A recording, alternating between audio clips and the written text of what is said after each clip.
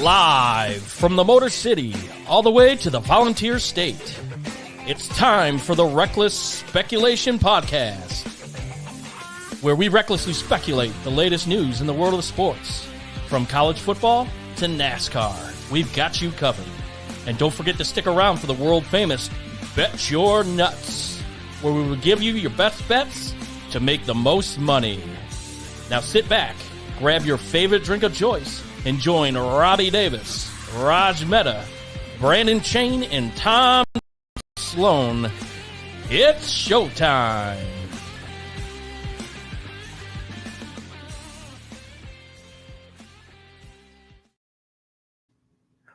Welcome, everyone, to Reckless Speculation. We have a small crew today, but a good crew today. We have Tom and myself. We're going to be breaking down Tennessee, Alabama, UGA, Texas. We are going to skip what we had to plan on USC's mindset with Raj, and then we're going to do some NFL. Lions beat the Vikings, Kansas City, and now with the new trade, Titans getting worse, Kansas City getting better. And then we also have just a World Series preview also. So welcome. Thank you for joining. And Tom, welcome. What's happening? It's been a couple weeks, but small but mighty crew we have tonight. It has been a couple of weeks. And, you know, as the schedule turns, we have a problem getting the show together sometimes. But it is good to be back. And I can't wait to talk about everything tonight. Yeah. You definitely had a lot of excitement last week. It was fun to watch your Snapchats and your social media, just kind of recollection of how the game went there in Knoxville and the madness after the game. So it's I'm sure we're all going to be excited to hear what you have to say about that. Yeah. So we've all been, especially, you know, you, myself, Brandon, Ross, we've all been to some big games. We've all had some big atmospheres. I'm telling you, though, there may be an equal, but I don't think there's a better atmosphere at the Neyland Stadium when it's rocking. And like, so, you know, me and the people I was tailgating with, we talked about, like, it's like, well, we've already beat Alabama, and this isn't Saban's Alabama, and we shouldn't rush the field. But it was the recruits that started the rush in the field. So if you look at it on the video, it was the recruits we had on campus that started they ran the field, and then the students followed, and then, I followed too. But it was electric. You know, Alabama's complaining, bitching about us pumping in crowd noise. I don't know what, maybe not. I don't know. But it was loud, and what an atmosphere, and I just want to give kudos to Josh Heupel, because this stat blew me away. He is now 4-2 against Florida and Alabama. In the last 20 years, they were 2-30 against those two schools. Like, I mean, that's an astronomical turnaround. And yes, and I'm sure we're going to talk about this a little bit more. Yeah, it's not Nick Saban's Alabama, but it's still 5 stars on 5 stars on 5 stars that are there. And Tennessee didn't play well in the first half. Second half got together, and I mean, kudos to them. And Tom, what did it look like on TV? I mean, first off, they want to complain about pumping in noise. There's 100 and almost 10,000 people, in that stadium who have been tailgating all day. They've been ready. They've been waiting for this game for 2 years, even though, they did beat them 2 years ago. But they've been waiting for this game to see if they could beat them yet again. So the crowd is always going to be amped up. So from the outside perspective looking in, you saw a crowd that was waiting for something big to happen, and getting that opportunity. It's Alabama, and you're going to see that this week against, with Michigan State, and even though Michigan, Ohio State, these are rivalry games. These are huge games. So to have people question why you rush the field, of course they're going to rush the field. I mean, because you're beating your rival. The third Saturday in October, that's tradition in Knoxville. So the years leading up to 2 years ago, Tennessee hasn't had a lot of success, as you mentioned before. So just one win at home in the last 10, 11 past games isn't enough. I mean, the fan base is hungry, and it showed that in college football, home field matters, the crowd noise matters, and they were able to take out Alabama. And let's not hide the fact that this isn't the same Alabama team that we're accustomed to seeing. There's a lot of new faces there. And Jade Milroe might not be the answer in Alabama, but unfortunately, that's who they have to play. So, I mean, Tennessee coming off a really bad loss, and they beat the rival. You better rush the field, absolutely.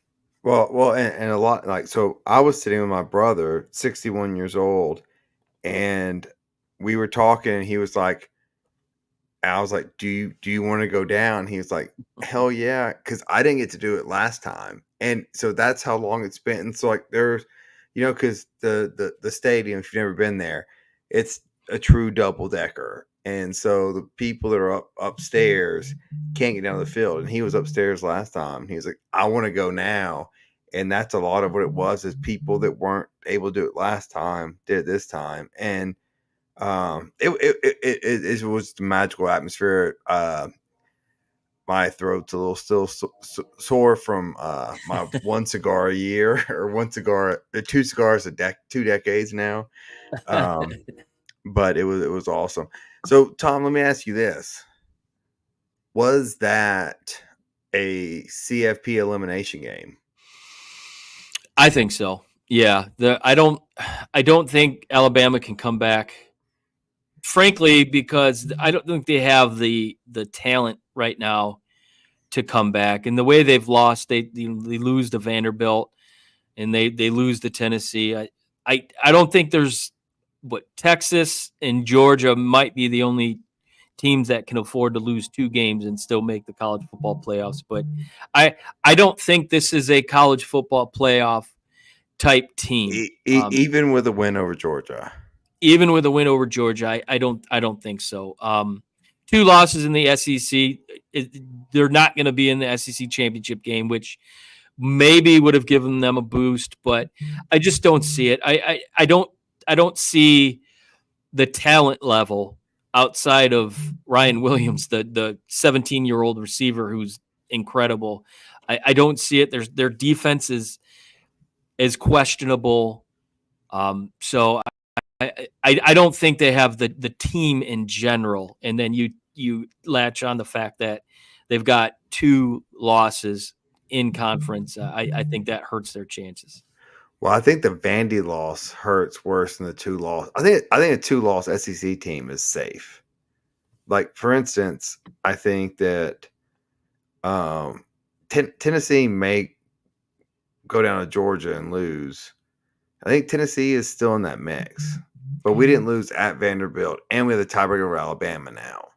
Yeah. So Tennessee started hot, and for whatever reason, they lost to Arkansas, and then Florida really kind of played them really well at home.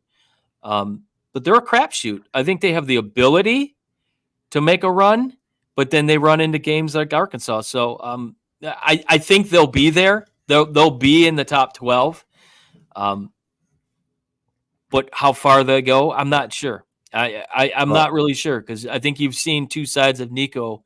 You've seen a really good quarterback, and then you've seen a freshman, so to speak. So and this isn't necessarily your neck of the woods, but I have to ask just because some of our listeners want to know.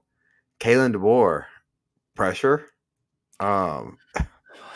Well, anytime you're following Saban and you're coaching in Alabama, of course there's pressure, but you have to give him a little bit of time. Saban was on McAfee last week and said 29 players transferred once he said that he was leaving. So, a lot like Michigan, not to say that the cabinet was completely bare, a lot of guys left.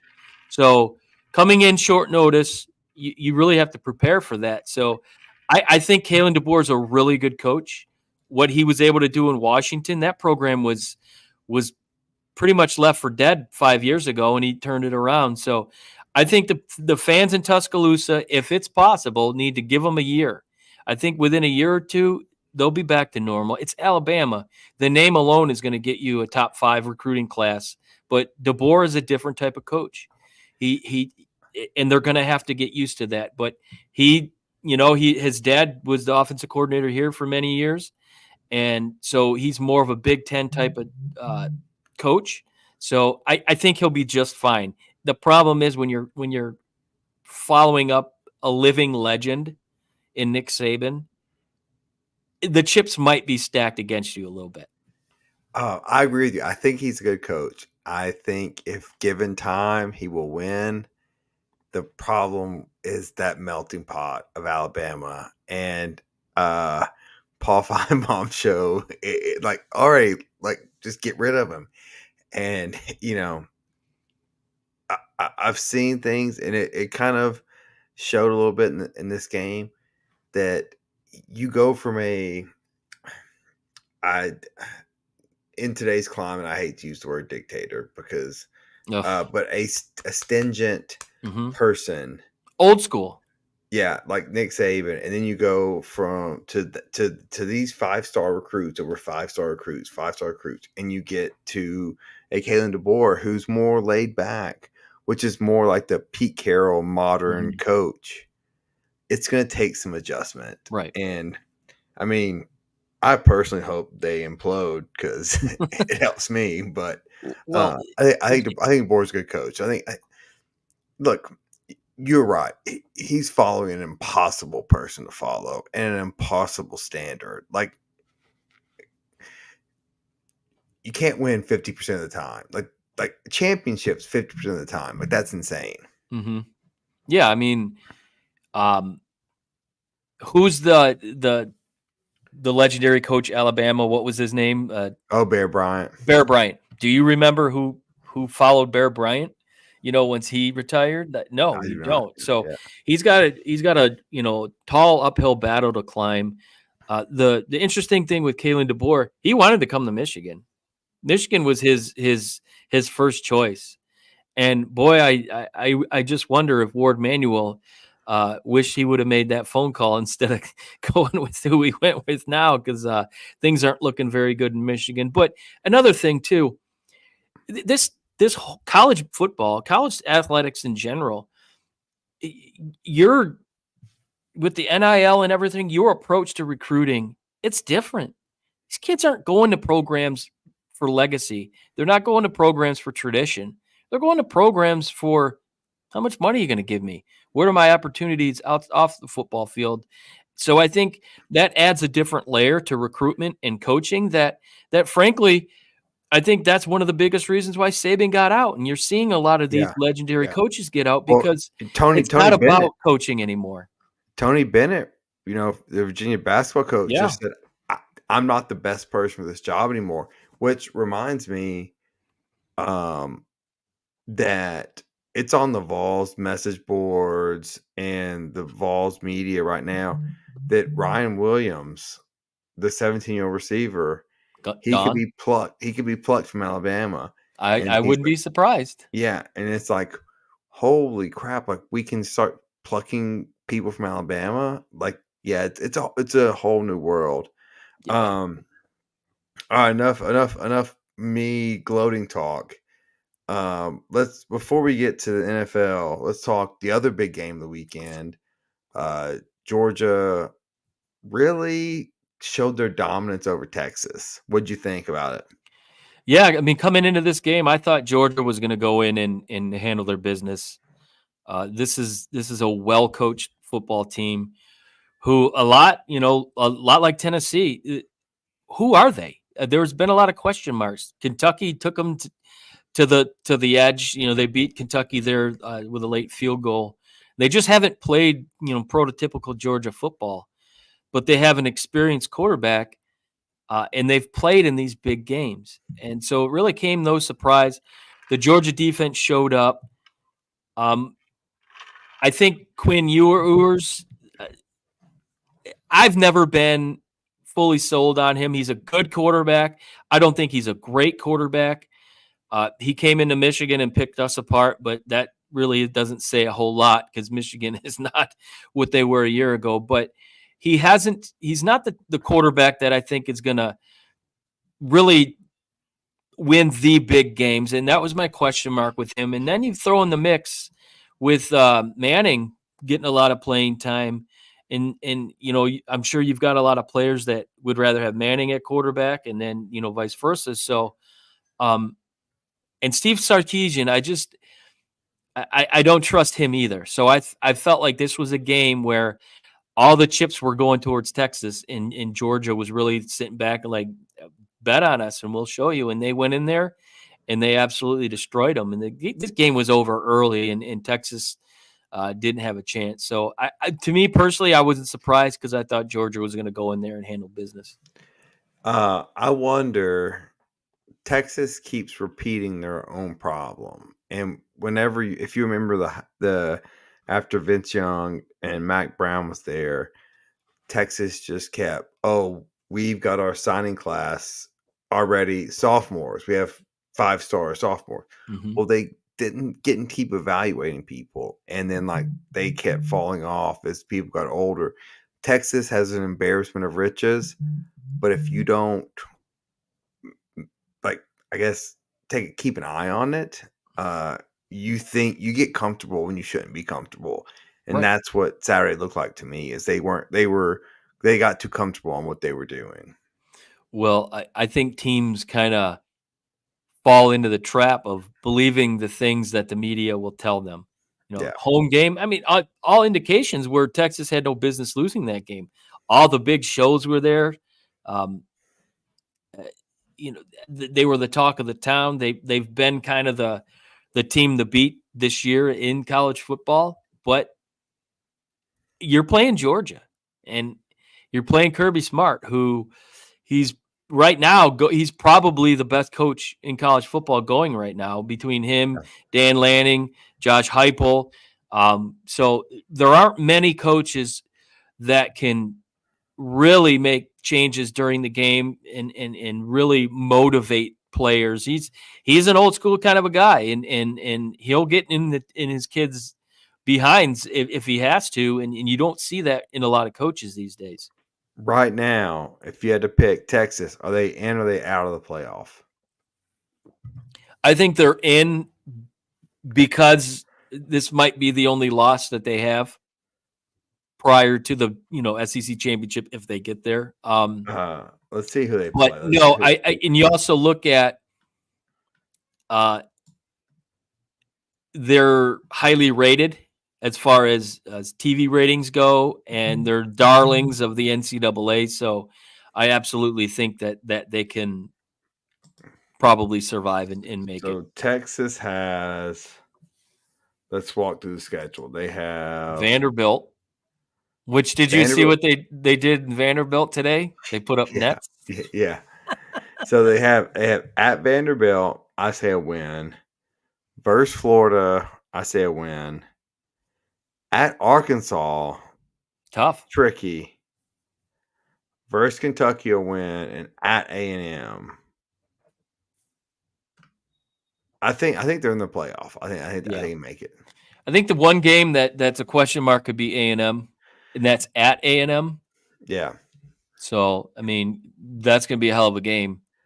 But yeah, I can see. I think they'll get in. Well, let's don't hog the SEC all this segment. I want to ask you this: how good's Indiana? Kirk Cignetti. I mean, in the NIL world, where like I said a minute ago, like kids go to schools for different reasons.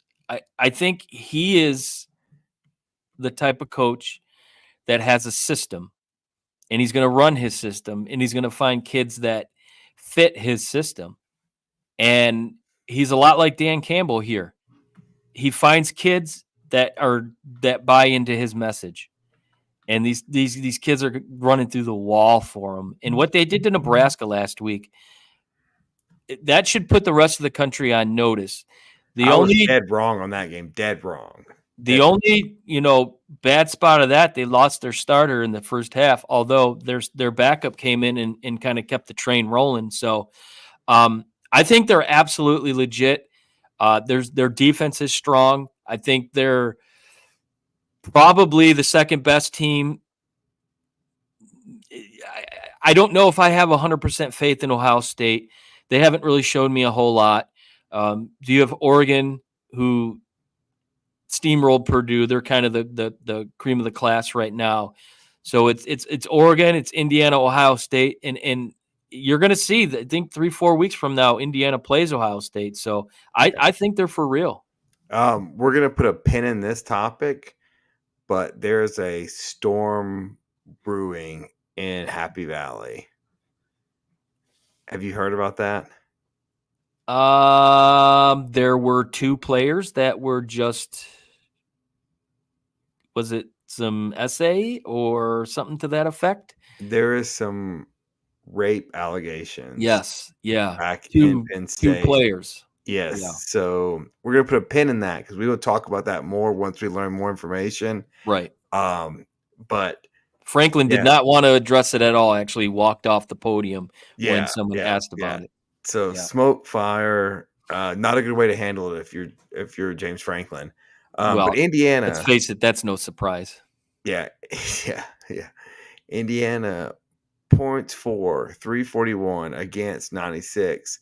They're by 80 points, the highest scoring Big Ten school. So I'm interested to see what happens with them and if they can keep this momentum going and how this divisionless championship thing sorts itself out. I think coming into this season, the Big Ten's dream scenario was a Oregon, Ohio State, or a USC, Oregon, or a USC, Ohio State, Michigan championship. But let's face it, there's a very, very good possibility you're going to see an Oregon, Indiana Big Ten championship. And I mean, it's good for the Big Ten that a team that is known as a basketball school is making noise. And I mean, they're up to 13th. They're ranked higher than Alabama. When did you ever imagine you'd see that? And they're legit. I mean, they're on the outside of the CFP with the possibility of getting into the Big Ten or the top 10 here real soon, and legitimately so.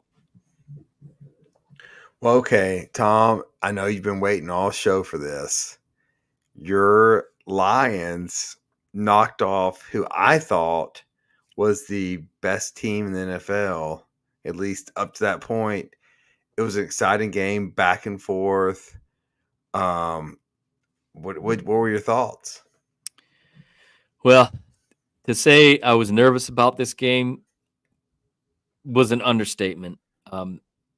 Minnesota playing at home, they're very tough.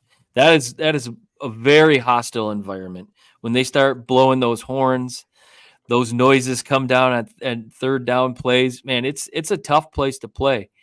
And going up against Justin Jefferson, who's the best receiver in football, with the possibility of really not having a pass rush, I was really concerned on the defensive side of the ball. Offensively, I felt like we were in pretty good position. Seeing what we did to Dallas the week prior, going there and winning 47-9 and just kind of having their way with Dallas's defense. Yeah, they were depleted, but the way that Ben Johnson's kind of had this offense going the last 3 weeks prior, I felt pretty confident offensively. It was just a matter of, could Minnesota match score for score? But I did not expect the Lions to get into a 10-point hole early on. But a test to where this team is was how they battled back. And within 5 minutes, they had the lead back. And but I was very encouraged for the fact that they lost the heart and soul of that team with Aiden Hutchinson, and they went into Minnesota, who was 5-0, and knowing how their crowd reacts, and they were able to do what they did, and then lose the lead late in the fourth, and still put themselves in a position to win. I think I was very encouraged, and this is 3 years now in the making with this team that's been together for the most part. So there's a lot of continuity and familiarity with, the coaching staff to the players, specifically on offense. Ben Johnson and Jared Goff are just clicking on all cylinders. So I just think we're seeing something really special in this city, and look forward to that to continue this week. Yeah, I completely agree. Well, one, kudos to the GM. Like Jared Goff, an above average quarterback, but he's not Patrick Mahomes, Lamar Jackson. And the fact that they have built this team around him, it's amazing. And kudos to the organization talked about. I know something about organizations that suck and can't do anything right. And Tom, you do too, because the Lions were like that for the longest time, and it takes organizational change to do that. Sitting here right now, do you think the Lions are the favorites in the NFC? Yeah, I do. Really, the question mark is the pass rush. I said it in my show earlier this week. Sam Darnold had just shy of 4 seconds on average in the pocket to throw the football. That is not going to get it done when you face quarterbacks like coming up next week, Jordan Love and some of the bigger names. And so they're going to have to find a way to shore that up. And I've said it many times. I trust Brad Holmes. I have faith in Brad Holmes to bring in the right player to kind of fill in for the loss that they got with Aiden Hutchinson going down. So outside of that, I don't think there's any question. What we've seen the last 3 and 4 weeks, Jared Goff's completion percentage is 83%. He's only thrown 10 incompletions in the last 3 weeks. The running game is the best in the NFL. 2 weeks ago, Montgomery kind of is the workhorse. Last week, he struggles. He goes down with a little banged up knee. They plug in Jahmyr Gibbs, and they don't lose at all.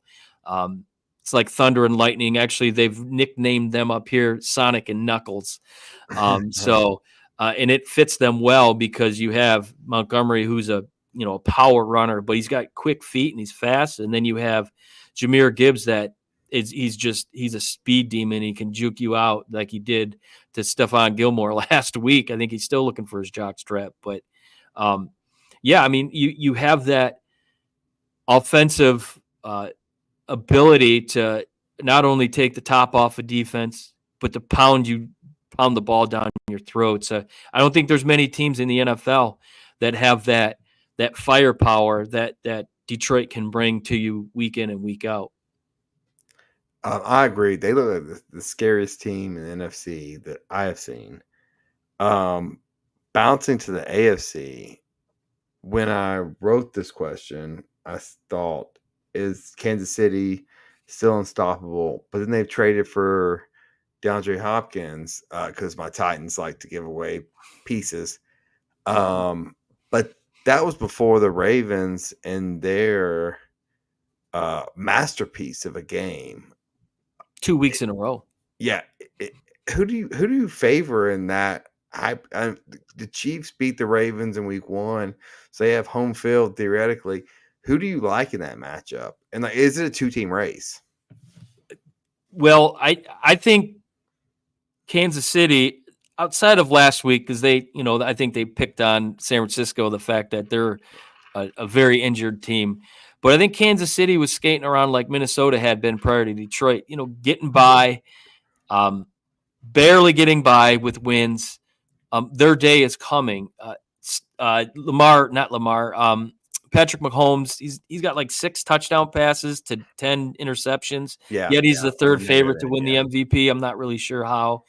I think Baltimore is just working on all cylinders right now. I think the fact that Lamar Jackson doesn't have to do it all is scary for everybody else in the NFL. The fact that Derrick Henry is running 75-yard runs at 22 miles an hour down the sidelines. He averaged 11.7 yards a carry. And of course, Titans got rid of him because he was washed up. Yeah, it's scary. So now Lamar can focus on sitting back in the pocket, and when you have that run threat of Derrick Henry, that's going to make him even better throwing the football. And you've seen that. You've seen that the last 2 to 3 weeks. Baltimore is strong. I think right now it's Lions, Ravens 1-2, and then the Chiefs. You always have to look at the ref factor with Kansas City. They seem to get the calls at the right times, but right now Baltimore is scary. It's scary what they can do. Well, that was what I was going to ask is I like Baltimore too, but with Mahomes on the other side of the football field, you always have to feel if he gets the ball, they're going to score, right? Well, you look at what he did there in the third quarter. It looked like he was going to run out of bounds, but he took off. And very uncharacteristic brain fart from a 49er defender for him to kind of get burned on that. But yeah, I mean, he's always the threat. But you look at his stat line this year, and you wonder, are teams really starting to figure him out? Yeah, he's got weapons. He's got Xavier Worthy. He's got D-Hop now. Kelsey's having his worst statistical year probably in his last 10. Kelsey is a goddamn celebrity now. So I think when you sit down and you look at the Chiefs as a whole, their defense is the side that's really getting them the wins, and offensively they're doing just enough. But his jersey hangs here at the Speakeasy. I mean, he's a legend in year 5, and he's always that threat. And this is a team that showed last year they kind of limped into the playoffs, and once the playoffs hit, they put in a different gear. So yeah, I mean, he's definitely always something you have to worry about. But the flip side with Baltimore, it was always Lamar Jackson was 70 to 80% of that offense. And by the time the playoffs got there, he didn't have anything left. And I think that could be a different story this year. Simple fact, having Derrick Henry on that team really just makes them that much better. It was 2 or 3 years ago, I can't remember exactly. But Tennessee had Kansas City on the ropes in the NFC Championship game or AFC Championship game.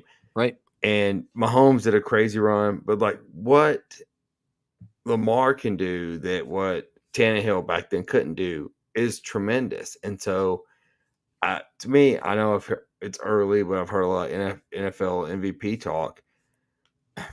Man, Henry to the Ravens is the biggest move of the all season, and it makes them extremely dangerous because when Henry's in that backfield, the safety has to come up, and that opens up the whole passing field. Like, so there's a reason why Mark Andrews got 2 touchdowns on Monday night or whatever it was. Yeah, because Henry was going off, and you get 11 yards of carry, you got to move up, and then that the second level of defense is wide open. So yeah, it's scary, the possibilities there with Baltimore, and boy, would a Baltimore Lions Super Bowl look damn good. Yes, it would. And so, Tom, I want to talk about someone that we both do not like, and that is Mr. Anti-vaccine, anti-science, just everything. Aaron Rodgers, ayahuasca, retreat. Aaron, loves him. Going into a cave and thinking he's going to be smarter than everyone else. Mr. I went to Berkeley, but you went to Berkeley because you played football. Just Right. a hypocrite and an idiot. Just a shit human being. Yes, a shit human being. Yes. Aaron Rodgers is who we're talking about. He is back to bitching and moaning, and he got his player that he wanted, and still just underperforming. What do you make of the Jets at this point? And I even hate that we're even fucking talking about them, but we have to. Well, let's not forget he got his coach fired 2 weeks ago. As much as he wants to, go on record and say he knew nothing about it, he was on the phone with Woody Johnson. And that's nothing. He's a liar too. Like, yeah, and he thinks people he's talking to are idiots, and they're implicit in this thing. He, as soon as he heard that they were taking the play calling away from his buddy Nate Hackett, he was on the phone with Woody Johnson, and boom. Next thing you know, Robert Saleh is being, escorted off the premises. It's all about him. It always has been, and it always will be. But the reality is, this is not the Aaron Rodgers that we saw win back-to-back MVPs. He's getting a little longer in the tooth. And after that Achilles heel injury that he had last year, I think that's still in the back of his mind. He's not as mobile as you were used to seeing. Aaron Rodgers used to have an escapability about him that made him dangerous, made him, somewhat like Mahomes. And I think Mahomes kind of emulates his game like that. But he doesn't have that aspect to his game anymore. And then another thing, their offensive line is terrible. He spends more time on the ground than he does, upright throwing passes. So between that and the more he gets hit, the more he gets angry, and the more he kind of makes bonehead decisions. And I don't think the problem ever was anything other than Aaron Rodgers. So getting Devontae Adams, he came in that week, so he didn't have the playbook. But let's face it, this is the same offense he ran when he was at Green Bay.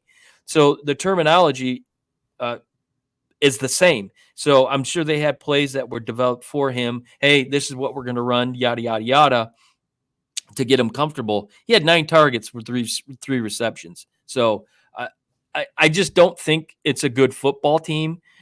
They want to talk about, how good they can be and this and that. Just like the Cowboys, they continue to talk about the Cowboys. This is a bad football team. And it's an old quarterback who's on his way, the back end of his career. And I don't think he can win you the games that I think that we're all used to seeing him win. It's going to take a team effort. And I think he's an absolute cancer in the clubhouse. And look, 2 weeks ago, he called out Mike Williams because he didn't run the right route that he was supposed to. And he didn't make the catch late in the fourth quarter. He goes on record and blames Mike Williams. He is a bad teammate. He's a bad human being, and the Jets are getting everything they deserve and losing week in and week out. I am trying to think.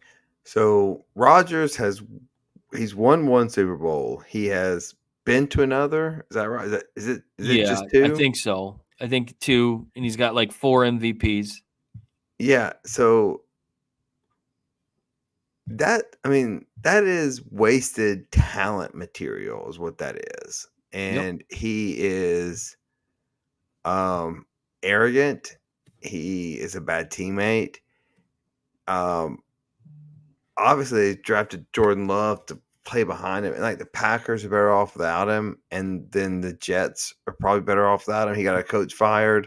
He runs the organization now. It is a dumpster fire, everything he does. I don't understand how he only has 1 championship. Marino is the only person I can think of. Maybe Favre also with that talent that only has. I mean, Marino has 0, obviously. Favre has 1, but anyone else can think of? Jim Kelly went to 4 Super Bowls, but never could put it together. But yeah, but he wasn't Warren Moon. But I mean, Jim Kelly though, he had Thurman Thomas, Reed, Andre Reed. He had talent behind that. I mean, Aaron Rodgers is a talent. he's just not mentally there. Well, I think a lot of it is he still thinks he's Aaron Rodgers from 2015, 2016 or whatever. But he's not. He's closing in on 40 years old, and that injury, like I said last year, he may be fully healed, but it's still in the mind every time you drop back. And you mentioned liar, and I can kind of expunge on that.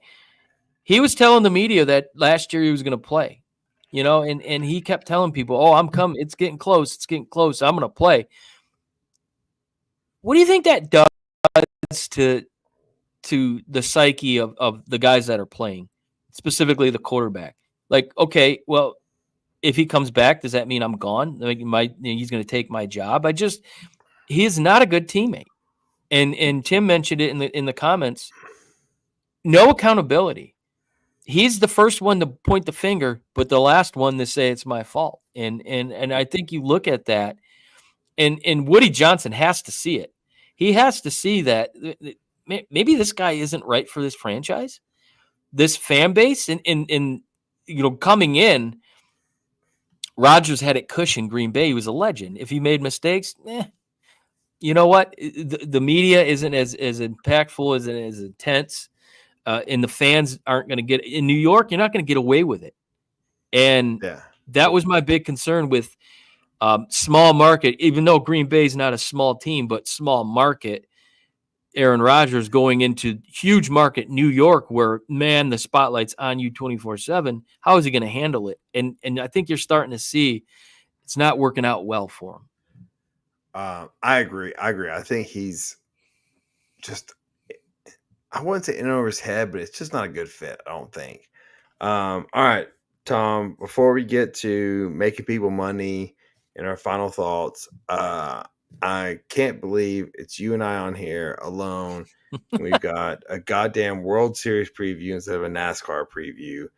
But what do you like about the World Series? What are you thinking?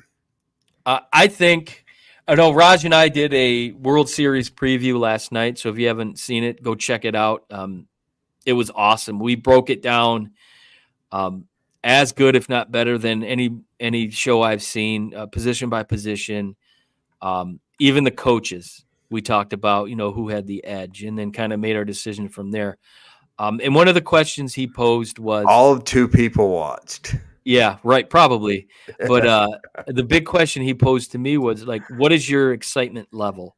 And I said, if I can, and I will, I'm taking my Old English D fandom aside, and I'm a baseball fan. This is an absolute dream matchup. The two biggest markets in all of baseball, two of the three highest payrolls. You have the two biggest names in the world with Shohei Ohtani and Aaron Judge. The ratings is going to be through the roof. It'll be the highest rated World Series in the history of Major League Baseball.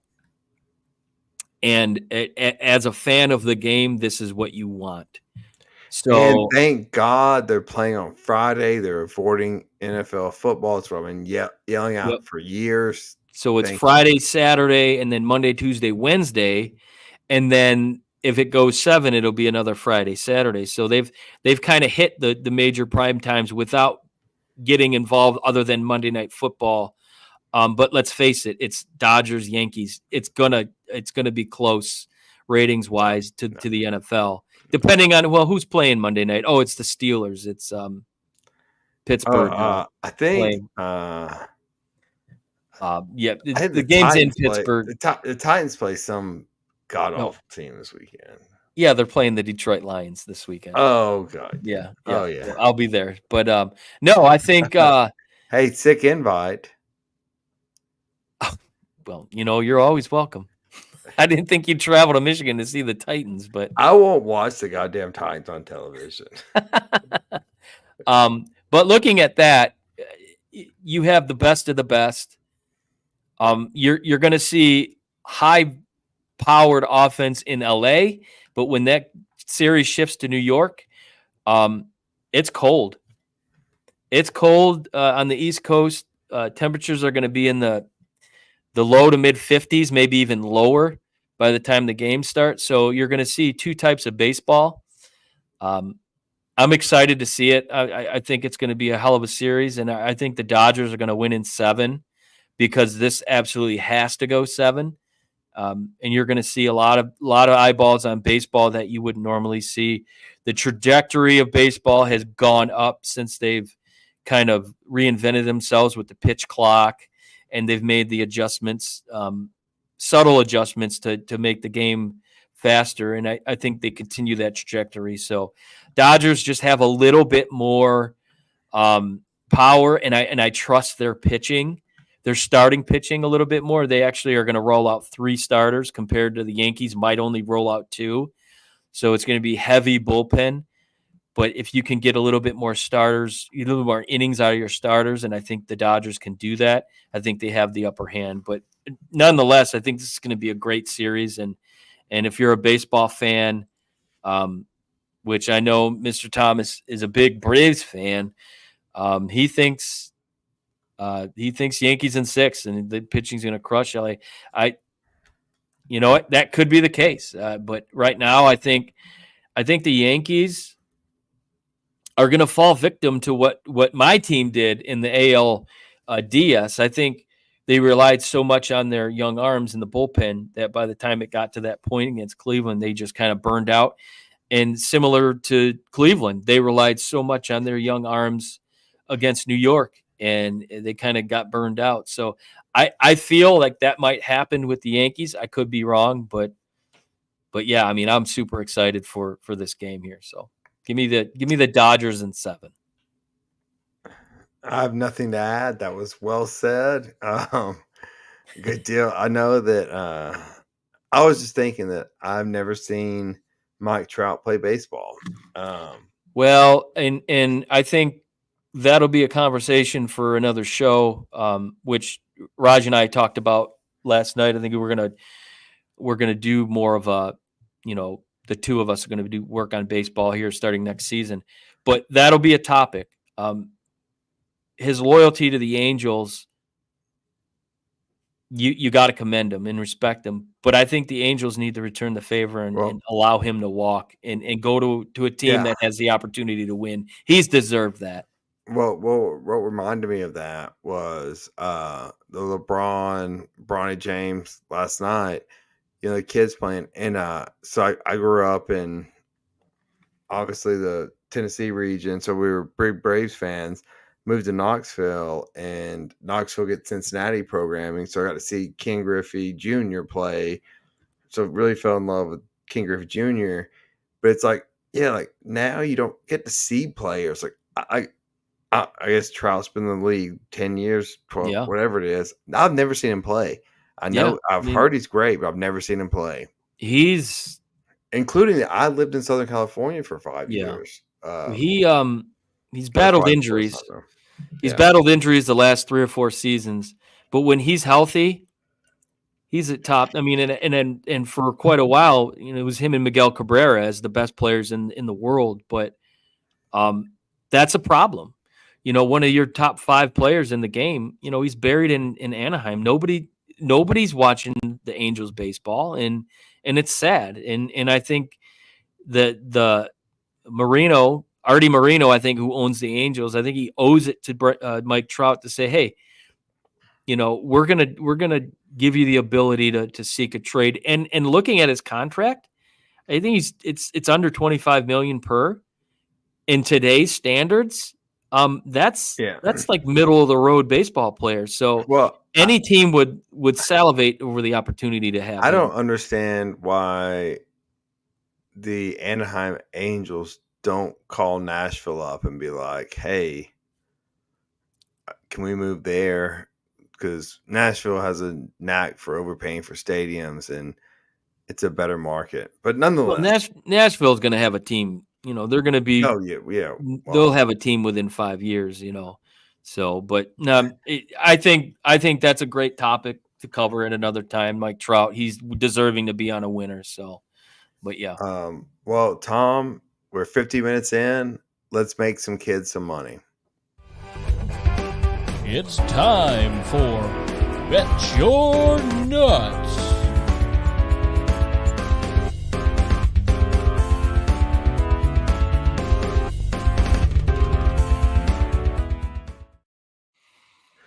Well, kiddos, there's only 2 of us tonight, so this is the perfect time for a parlay prediction. I will give my selection. Tom will give his selection. If you parlay that, you can win 3 times your money. So, without further ado, I am going to pile on, Tom. I think Alabama's locker room is shook. They are getting 17 at home against a 21 ranked Missouri team. I like Missouri. I don't think they win, but I like them to keep it close. So I think it's a 10-point game. I'll take Missouri at Alabama because this team is rattled. They are not used to losing. And so I'll take Missouri. Yeah, that's a good pick. You saw it live, and I think we've all seen it the last 3 weeks. Alabama's offense it's just not what we're accustomed to seeing. So, who was Missouri? Missouri came in with a lot of hopes. They were ranked, they got up to 5th or 6th, and they're still 6-1. Yeah, they kind of, they've fallen off a little bit, but yeah, that's a good bet. I like that. I'm gonna stay close to home. The backyard brawl this Saturday, Michigan State, both 4-3. Michigan State's actually trending a little bit better the last couple of weeks. Michigan's not. It's been a tough go for Michigan fans, although they did win the national championship last year, so that's kind of making this a little bit easier to deal with. But yeah, Tim's like, can both teams lose? Yeah, make it a tie. I'd be happy with that. But for some reason, Michigan is giving Michigan State 5 points. And what's interesting, the over-under on this is an NFL-type over-under, 39.5. This game is not going to have a lot of scoring. Michigan last week puts up 7 points in Champaign. Looked atrocious on the offensive side of the ball. They've gone through 3 quarterbacks. They've got 9 combined touchdowns between the 3 of them, and I think 15 interceptions. It's been real tough around here for Michigan, and they just don't seem to know how to throw the ball downfield other than to Colson Loveland, who is double and triple covered all the time. And I think Michigan State comes in here and not only covers, I think they're going to win the game. So give me Michigan State outright in this one. Oh, boy. And a bonus one. I'll give you a bonus one. Penn State, Wisconsin. Penn State's giving Wisconsin 6.5.